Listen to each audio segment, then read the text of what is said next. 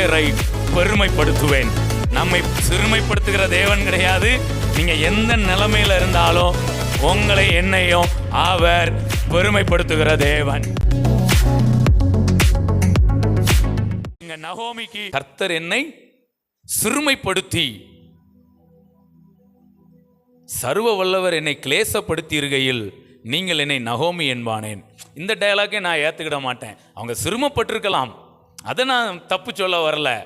ஆனால் கர்த்தர் நகோமியை சிறுமைப்படுத்தவில்லை. Price God. அவர் சொல்றாரு, நான் உன் பேரை பெருமைப்படுத்துவேன். நம்மை சிறுமைப்படுத்துகிற தேவன் கிடையாது. நீங்கள் எந்த நிலைமையில் இருந்தாலும் உங்களை என்னையும் அவர் பெருமைப்படுத்துகிற தேவன். இந்த வெளிச்சத்துக்கு சபை வரணும், ஊழியர்கள் வரணும், தேவ பிள்ளைங்க வரணும். வர வர சபை இந்த உலகத்திற்கு மேலாய் எல்லா விதத்திலும் உயர்த்தப்பட்டிருக்கும். அப்பொழுது சாதிகள் இதனிடத்திற்கு ஓடி வருவார்கள், ஓடி வருவார்கள், இதை நாடி வருவார்கள், இதை தேடி வருவார்கள். Praise God. இப்ப தாவீது என்ன சொல்றாரு?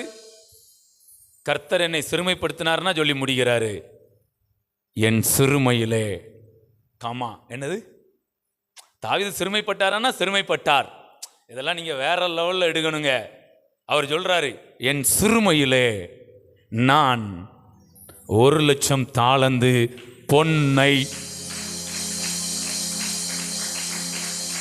தேவனுடைய ஆலயத்தை கட்டுவதற்காக என் சிறுமையிலே நான் 1,00,000 தாலந்து பொன்னை சவதரித்தேன்னு சொன்னாரு.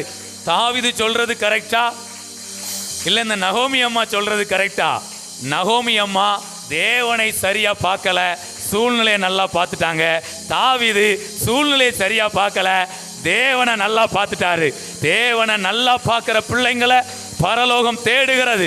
இந்த கடைசி நாட்களிலே சூழ்நிலையை பார்த்து அதை அறிக்கை பண்ணுகிறவர்கள் அல்ல, உபத்திரவத்தை பார்த்து அதை மேன்மைப்படுத்துகிறவர்கள் அல்ல, இவற்றில் நின்று விடுதலையாக்கி உயர்த்தி வைக்கிற அந்த தேவனை உயர்த்துகிற ஒரு புத்திர சுவிகாரத்தின் ஆவியை உடைய ராஜ்யத்தின் புத்திரர்களை பரலோகம் தேடுகிறது, லொக்கேட் பண்ணுகிறது. Praise God.